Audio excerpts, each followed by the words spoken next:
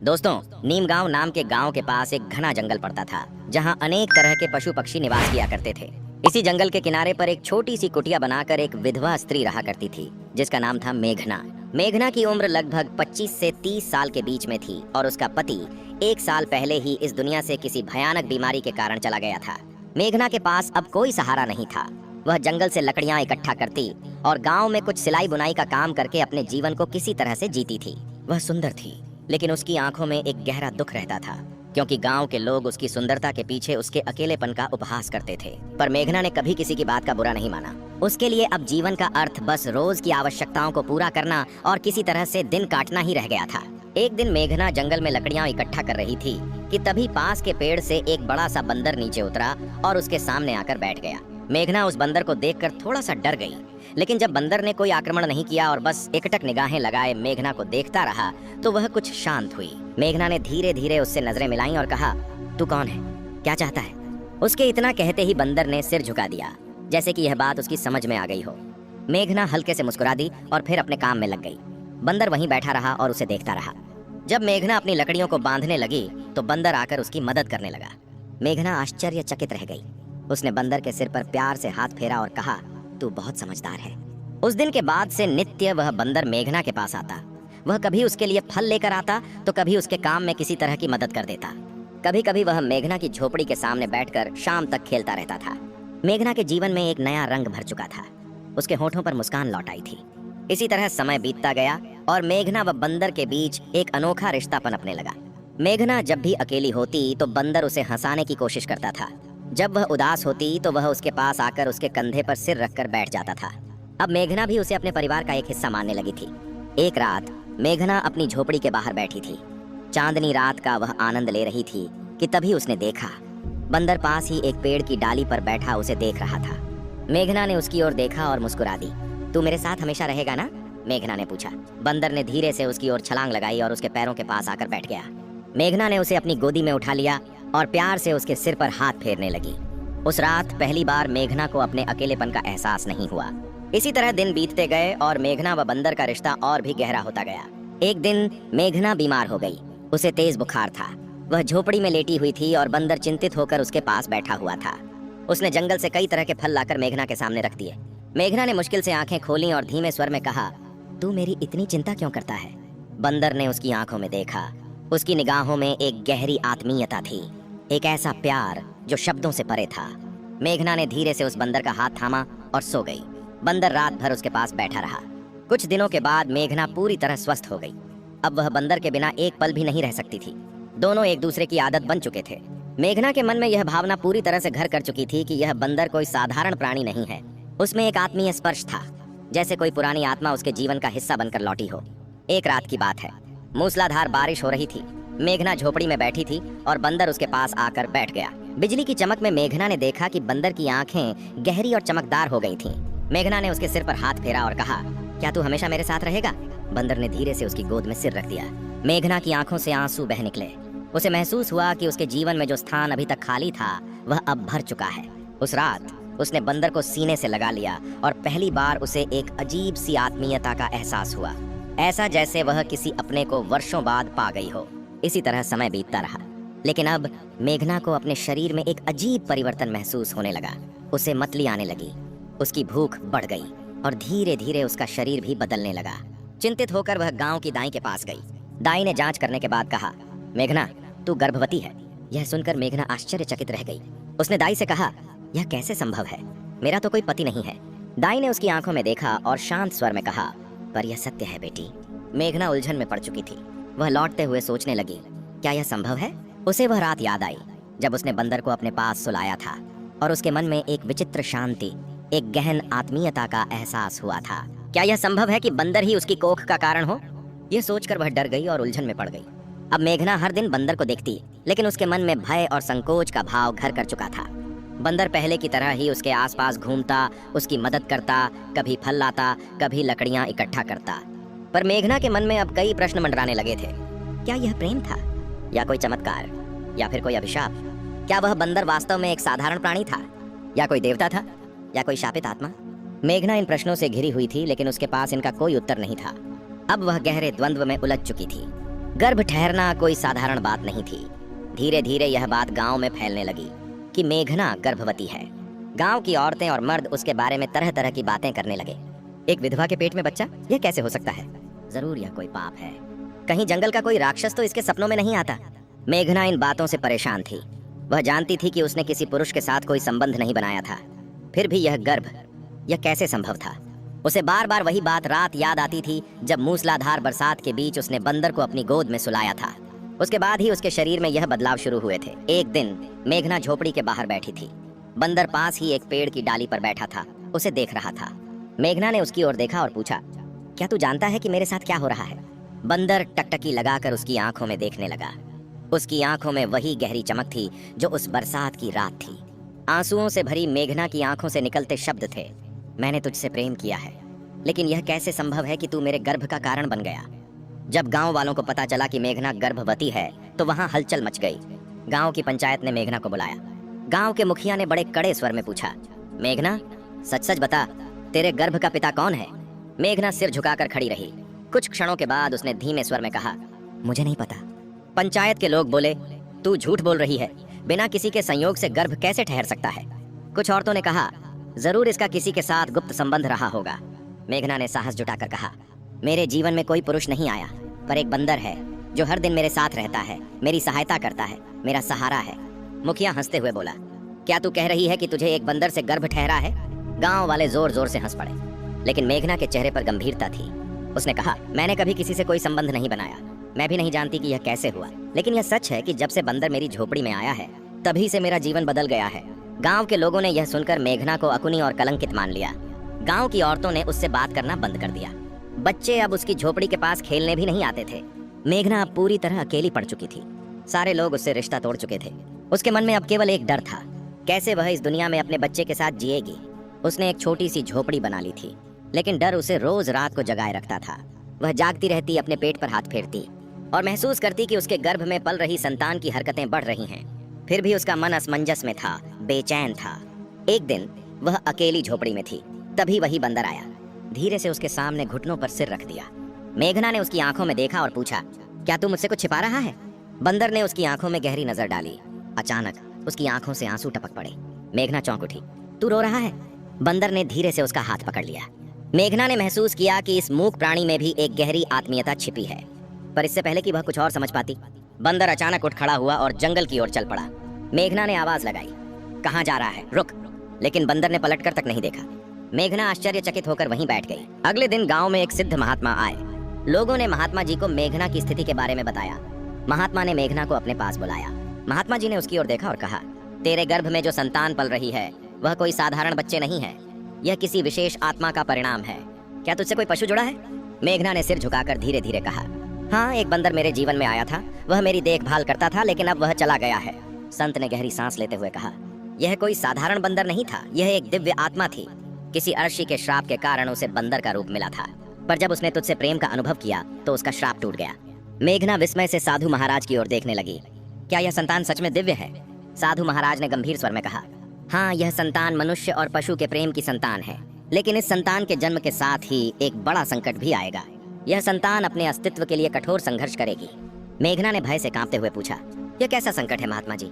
साधु ने उत्तर दिया, यह संतान विशेष शक्तियों से संपन्न होगी, पर उसे पाने के लिए अंधकार की शक्तियां भी सक्रिय हो जाएंगी। तुझे अपनी संतान की रक्षा के लिए हर संभव प्रयास करना होगा। मेघना की आंखों में डर और आशंका साफ झलक रही थी। उसने पूछा, लेकिन वह बंदर कहाँ गया? साधु महाराज ने कहा, वह अब अपने वास्तविक स्वरूप में लौट चुका है। उसने देवत्व को प्राप्त कर लिया है, पर जब संकट आएगा वह अवश्य लौटेगा और तुझे सहायता करेगा। इस तरह धीरे धीरे समय बीतता गया। मेघना के गर्भ का आकार बढ़ता गया, लेकिन गांव वाले अब भी उसे संदेह की दृष्टि से देखते थे। लेकिन मेघना के मन में अब एक नई शक्ति आ चुकी थी।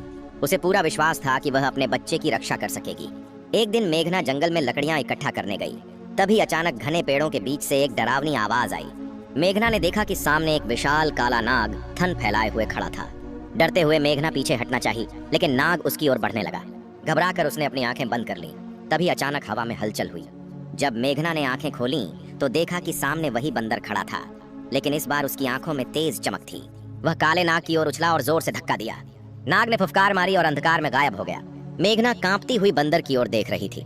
बंदर ने उसकी आंखों में देखा कि वही आत्मीयता झलक रही थी, लेकिन इससे पहले कि मेघना कुछ कह पाती, बंदर फिर से जंगल की ओर भाग गया। मेघना अब समझ चुकी थी कि उसका गर्भ कोई साधारण संतान नहीं था, बल्कि वह एक दिव्य शक्ति का प्रतीक था जो उसके गर्भ में पल रही थी।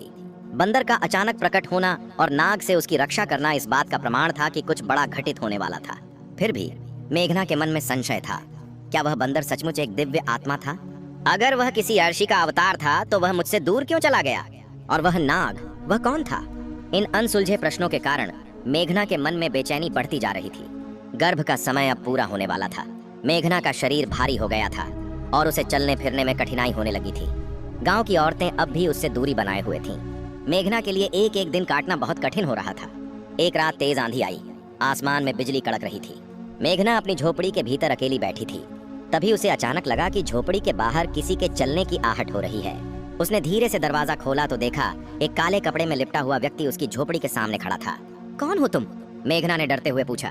वह व्यक्ति धीरे से अपनी ओर हाथ बढ़ाते हुए दिखा। उसके हाथ में एक लंबा त्रिशूल था।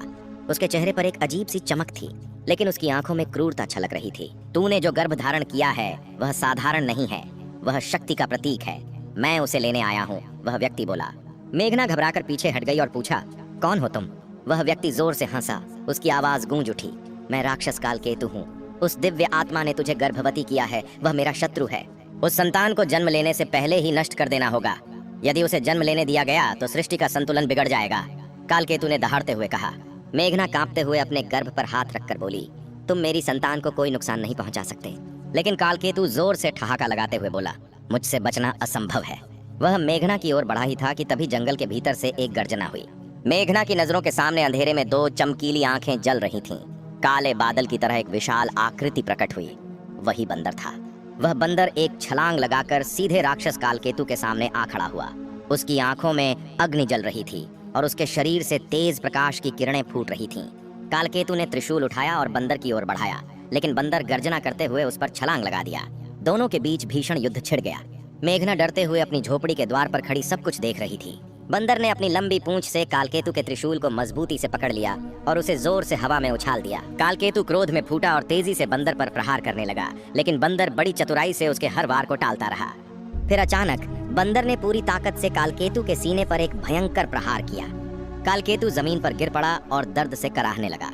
तभी आकाश में बिजली कड़कने लगी और चारों ओर दिव्य प्रकाश फैल गया।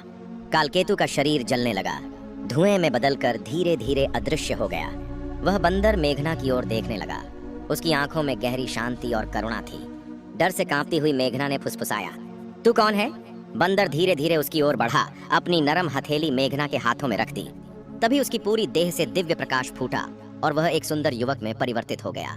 मेघना आश्चर्यचकित रह गई। उसके सामने एक सुंदर दिव्य युवक खड़ा था, जिसके शरीर से तेज झलक रही थी। उसकी आंखों में करुणा और प्रेम की गहराई थी। मैं कोई साधारण बंदर नहीं था मेघना, मैं अर्षि का पुत्र हूँ। मेरे ऊपर श्राप था कि जब तक मैं किसी स्त्री के प्रेम की परीक्षा नहीं दूंगा, तब तक मुझे पशु योनि में ही रहना होगा। मेघना ने बड़ी हैरानी से पूछा, फिर तूने मुझसे प्रेम क्यों किया? उस युवक ने कहा, क्योंकि तेरा प्रेम निश्चल और निस्वार्थ था। तूने मुझसे बिना किसी लालच के प्रेम किया था। यही कारण है कि मेरा श्राप समाप्त हो चुका है, लेकिन अब एक नई परीक्षा सामने है। मेघना ने चौंकते हुए पूछा, कैसी परीक्षा? उस युवक ने कहा, तेरे गर्भ में पल रही संतान कोई साधारण संतान नहीं है, वह सृष्टि के संतुलन का प्रतीक है। लेकिन कालकेतु नाम के राक्षस अभी भी सक्रिय हैं। वह उस संतान को जन्म लेने से रोकने की कोशिश करेंगे। तुझे इसकी रक्षा करनी होगी। मेघना ने युवक का हाथ थामा और कहा, लेकिन तूने मुझे अकेला क्यों छोड़ दिया था? उस युवक ने कहा, मैंने तुझे इसलिए छोड़ा था ताकि मेरा प्रेम सच्चा साबित हो सके। मैं जानना चाहता था कि तू मेरे बिना भी अपनी संतान की रक्षा करेगी या नहीं, और तूने साबित कर दिया कि तू सच्ची संगिनी है। मेघना की आंखों से आंसू बह निकले। उसने उस युवक को सीने से लगा के कहा, मैं तुझे कभी नहीं जाने दूंगी। उस युवक ने कहा, अब मैं तुझे छोड़कर कभी जाऊंगा भी नहीं, लेकिन तेरे गर्भ की रक्षा के लिए मुझे एक बार फिर से अपने दिव्य स्वरूप में जाना होगा। मैं तब लौटूंगा जब तेरे और तेरे गर्भ के जीवन पर खतरा मंडराएगा। मेघना ने घबराकर कहा, लेकिन अगर तू चला गया तो मैं अकेली कैसे रहूंगी?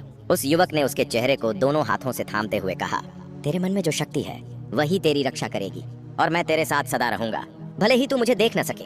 उस युवक ने धीरे से मेघना का हाथ छोड़ा और फिर से तेज प्रकाश में बदलकर बंदर के रूप में लौट आया। बंदर ने मेघना की ओर अंतिम बार प्रेम से देखा और जंगल की ओर दौड़ गया। मेघना वहीं बैठी रही। उसके मन में भय और प्रेम दोनों का मिश्रण था। वह जानती थी कि जो संतान उसके गर्भ में पल रही है वह अब केवल उसका भाग्य नहीं थी, वह संतान सृष्टि के भविष्य की रक्षक थी। मेघना के गर्भ का समय पूरा हो रहा था। उसके शरीर में हलचल बढ़ने लगी थी। गांव के लोग अब भी उसे शंका की दृष्टि से देख रहे थे, लेकिन मेघना के मन में अब किसी प्रकार का संशय नहीं था। कोई डर नहीं था, कोई भय नहीं था।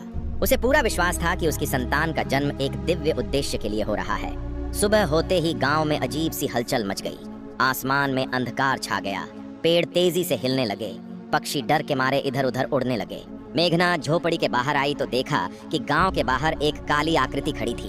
वह कालकेतु था। उसकी लाल आंखों में क्रोध की ज्वाला जल रही थी। उसने गरजते हुए कहा, मैं वापस आ गया हूँ। तेरे गर्भ की संतान को मैं जन्म नहीं लेने दूंगा। मेघना ने बड़ी ही साहस से कहा, तू मेरी संतान को छू भी नहीं सकता। कालकेतु ने जोर से हंसते हुए ठहाका लगाया और कहा, तू अकेली क्या कर सकती है? मैं स्वयं अंधकार का स्वामी हूँ। तेरा अंत निश्चित है। मेघना ने अपने गर्भ पर हाथ रखा और कहा, मेरे गर्भ की रक्षा स्वयं ईश्वर कर रहे हैं। तू चाहे जितना प्रयास कर ले, मेरी संतान को तू नुकसान नहीं पहुंचा सकता।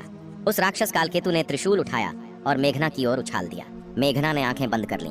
तभी अचानक हवा में एक गर्जना हुई। मेघना ने देखा कि सामने वही बंदर खड़ा था। उसकी आंखों में अग्नि की ज्वाला निकल रही थी। बंदर ने छलांग लगाकर त्रिशूल को हवा में पकड़ लिया और उसे कालकेतु की ओर फेंक दिया। त्रिशूल कालकेतु के सीने में जाकर धंस गया और कालकेतु दर्द से चीख उठा। बंदर ने कहा, कालकेतु, तेरा अंत अब निश्चित है। अब तू इस सृष्टि का हिस्सा नहीं रहेगा। कालकेतु ने क्रोध में कहा, तू मुझे नहीं हरा सकता। तो बंदर ने जोर से छलांग लगाई और कालकेतु के सिर पर प्रहार किया। उसका शरीर जलने लगा और वह राख में बदल चुका था। मेघना ने देखा कि बंदर अब धीरे धीरे उसके पास आ रहा था। उसकी आंखों में प्रेम और शांति का भाव था। बंदर ने उसके हाथ को छुआ और कहा, अब तुझे अपने भाग्य का सामना करना है। मेघना ने अचानक तेज पीड़ा का अनुभव किया। वह जमीन पर जाकर बैठ गई और बंदर ने उसके सिर पर हाथ रखा। मेघना को लगा जैसे एक दिव्य शक्ति उसके भीतर प्रवेश कर रही हो। धीरे धीरे उसके दर्द के बीच एक मधुर रोशनी प्रकट हुई। एक शिशु के रोने की आवाज सुनाई देने लगी। मेघना ने देखा कि उसकी गोद में एक दिव्य बालक था, जिसके शरीर से स्वर्णिम प्रकाश निकल रहा था। बंदर ने उस बालक को देखा और कहा, यह संतान मानव और देव के मिलन का प्रतीक है। यह भविष्य में सत्य और धर्म की स्थापना करेगा। इसकी रक्षा करना तेरा कर्तव्य है। मेघना ने प्रेम से बालक को अपनी गोदी में उठा लिया और कहा, मैं इसकी रक्षा जरूर करूंगी। बंदर ने मुस्कुराते हुए कहा, अब मेरा कार्य पूरा हो चुका है। तो मेघना ने घबरा कर कहा, अब तू मुझे छोड़कर मत जाना। तो बंदर ने कहा, अब मुझे अपने वास्तविक स्वरूप में लौटना है, लेकिन तुझे मेरी आवश्यकता होगी। मैं अवश्य लौटूंगा। मेघना की आंखों से आंसू निकल पड़े। उसने कहा, तू कौन है? तो उस बंदर ने कहा, मैं अर्शी का पुत्र हूँ, लेकिन अब मैं तुम्हारे जीवन का रक्षक बन चुका हूँ। जब इस बालक पर संकट आएगा, मैं अवश्य आऊंगा। मेघना ने उस बालक को अपनी गोदी में उठा लिया और कहा, मैं जानती हूँ कि तू मुझे कभी अकेला नहीं छोड़ेगा। बंदर ने उसकी ओर प्रेम से देखा और धीरे धीरे स्वर्णिम प्रकाश में लुप्त हो गया। मेघना ने आसमान की ओर देखा और महसूस किया कि अब उसका जीवन एक नई दिशा में बढ़ चुका था। गांव के लोग, जो पहले मेघना को कलंकित मानते थे, अब उसे देवी की तरह पूजने लगे थे। मेघना ने अपने पुत्र का पालन पोषण अत्यंत प्रेम और साहस के साथ किया। उसे विश्वास था कि जिस दिन उसके पुत्र के सामने कोई संकट आएगा, उस दिन वही दिव्य बंदर उसके सहारे के लिए लौट पड़ेगा। बंदर का प्रेम अब मेघना के जीवन का अभिन्न हिस्सा बन चुका था। इस तरह से यह कथा प्रेम और दिव्यता का प्रतीक है, जो युगों युगों तक लोगों को प्रेरित करती रहेगी। दोस्तों, यह कहानी एक विधवा स्त्री और बंदर की आपको कैसी लगी? एक प्यारा सा कमेंट करके जरूर बताना। और यदि यह कहानी आपको अच्छी लगी है तो इस वीडियो को लाइक और शेयर करना, साथ ही चैनल को सब्सक्राइब करने की भी कृपा करना। जय माता दी।